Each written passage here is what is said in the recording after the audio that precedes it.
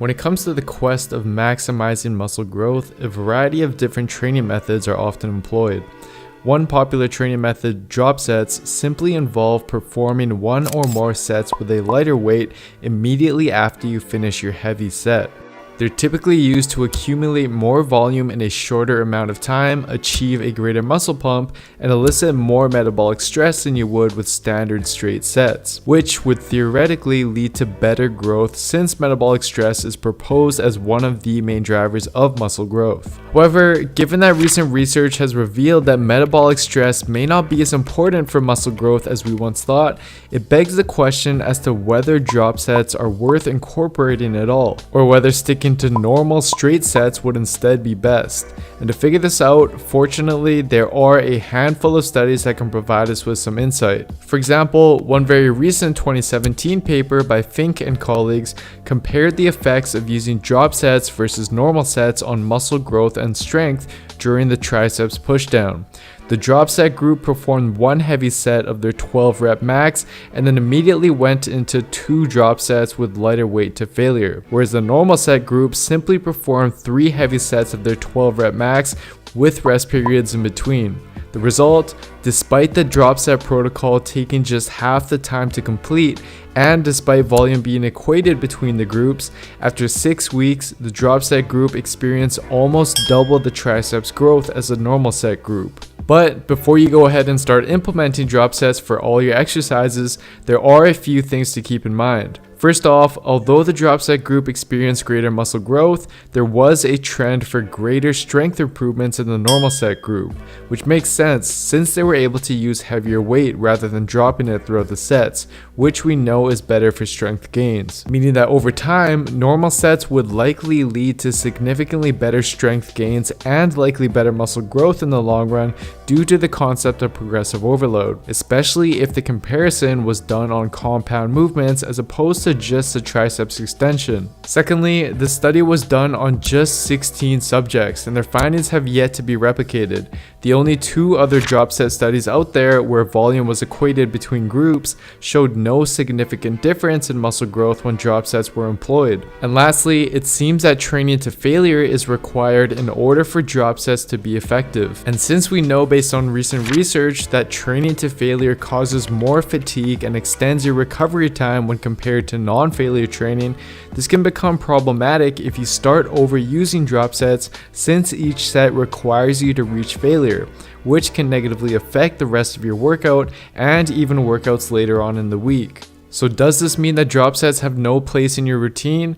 Not necessarily. It just means that their implementation should be carefully considered. And to provide you with some guidelines, here's what I'd recommend. 1. If you find yourself time constrained for a workout, then drop sets are an effective way to significantly reduce the duration of your training session without hindering muscle growth.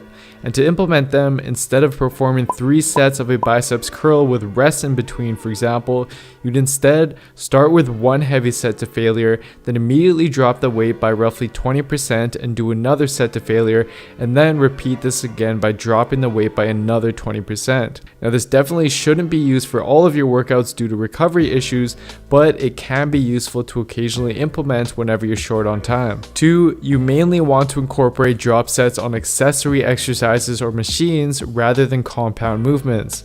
This is because implementing drop sets on compound movements tends to lead to form breakdown, which can be risky, especially when you don't have a spotter available. And not only that, but research has also indicated that training to failure on major compound movements diminishes performance for at least 48 hours and likely even longer.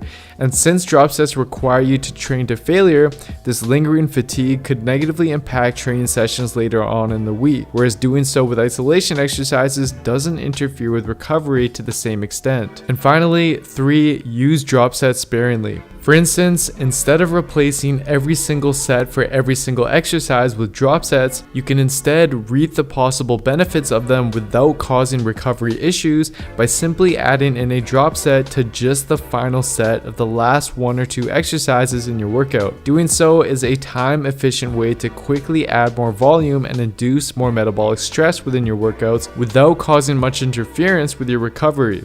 So for example, in the following upper body workout, this is how you can employ drop sets using what I previously mentioned. Again, just keep in mind that you don't want to overdo it, so consider and be wary of any potential recovery issues in the event that you do decide to implement drop sets into your current routine. So some of the video here are the main takeaways, but keep in mind that there is definitely a lot more research needed to be sure as to whether combining drop sets with traditional sets does actually enhance muscle growth in the long run, because based on what we have right now, it's just relatively unclear. But regardless guys, if anything, drop sets really are just icing on the cake in the grand scheme of things.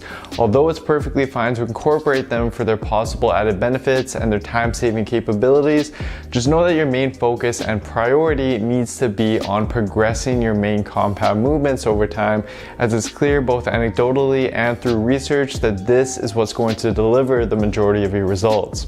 And if you're looking for a complete evidence-based program that takes all this research into account and shows you how to optimally and efficiently transform your body, then simply head on over to buildwithscience.com/courses, where you can choose the best program for you. And for those of you who haven't already, please do me a huge favor by giving me a follow on Instagram, where you can stay updated with what I'm doing and see a lot of the informative content that I post there as well. And if you enjoyed this video, I'd also really appreciate it if you gave it a like, left a comment down below, and subscribe to my channel if you haven't already. Thank you all so much for the continued support. I really do appreciate it, and I'll see you next time.